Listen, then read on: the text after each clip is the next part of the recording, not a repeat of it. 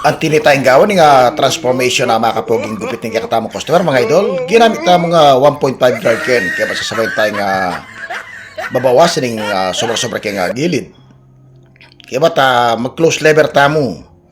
Gawa ta nga pinaka-guide tamo kaya nga saktong katas ni kaya nga gupit. Okay ba't may open lever taken?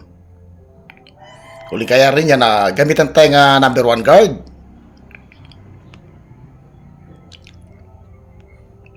Kaya ba't gamitan tayo nga 0.5 guard?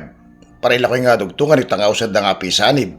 Tsaka tayo gamitan near trimmer kaya pabalik na tayong ginamit ba kanita. Ano kasi tingayitan tsaka tayo pag-overcome. Ilako tayo nga sobra-sobra. Banya maligwang bawasan kaya nga gunting poto. O tsaka tayo pamawasan babo. Apo kita giliran. O tsaka tayo plangkete nga usad na nga balasbas. Bang mapino kaya nga gupit. O ito yung panigaralan nyo ba kanita. Mapino kayo nga gupit, tsaka da kayo balik-balikan din kayong customer. Ginawa tayong pinakagayat kayong pamagahit, level cut. Tsaka taniyayitan. Kailangan na mali siya pakayait. Uling kayo lunto yung santing at pormani kayo nga gupit. Inguro din kaya katamang customer o iningaw sanda nga mid-paid, inguro da masanting pampurmo at makasanting lalaking gupit. Anyari at nga bisang mabiyasa mang gupit, lagi subaybayan kaya tanyar ka tutorial. Uling nga gambalo ko, abalo yun naman.